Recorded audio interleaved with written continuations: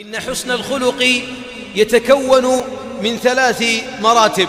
أولها كف الأذى، لسانك يدك لا تذكر بها ولا تؤذي بها مؤمنا، ولذا يقول عليه الصلاة والسلام: المسلم من سلم المسلمون من لسانه ويده. لاحظ بعض الناس سيارته فيها عجرة ومشعاب، وين رايح أنت؟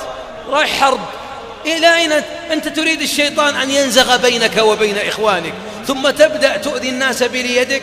وبعض الناس من يوم يركب سيء خلق، حسبي الله، سود الله، لعن الله، يشتم الناس، اللي يلف عليه واللي يوقف عليه، الله يقطعك، الله ياخذ، الله يجعلها في وجهك. إذن كف الأذى أول خصلة من خصال حسن الخلق الذي يبلغ الجنة، أن تكف أذاك، يدك، لسانك، بل حتى قلبك لا تفكر في المسلمين. سوء ظن، ليه ما رد عليك في الجوال؟ طيب يمكننا في دورة المياه، يمكن ما هو عند الجوال، إبليس ايش يقول؟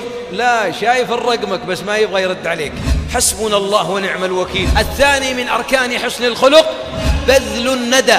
المؤمن صاحب الخلق الحسن يؤلمه جراح أمته، ويؤلمه المحاويج من أمته، ويدمع عينه دمعة اليتيم، ويرحم الضعيف، ويفرج كربة المكروب، وما قدر يفرجها نفسها.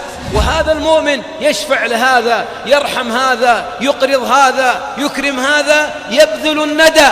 ليس من الإيمان أن تعيش أنانيا، ليس من الإيمان أن تعيش أنانيا. آخر ركن من أركان حسن الخلق طلاقة الوجه. وإذا شفت واحد مكشر، حتى لو أقسم لك بالله وقالوا لك هذا طيبنا، قل له من محمد بن عبد الله أنه ليس من أطيبنا. أتدري لماذا؟ تدري لماذا؟ لأن طلاقة الوجه من علامات حسن الخلق، وطلاقة الوجه صدقة. فإذا كشر الوجه دليل على أن القلب ما هو بنظيف، وإذا انطلق الوجه دليل عن أن القلب طاهر. اللهم كما حسنت خلقنا فحسن أخلاقنا، واغفر لموتانا وموتى المسلمين، وآت نفوسنا تقواها. يا رب زكها، أنت خير من زكاها، أنت وليها ومولاها. والله تعالى أعلى وأعلم، وصلى الله على نبينا محمد.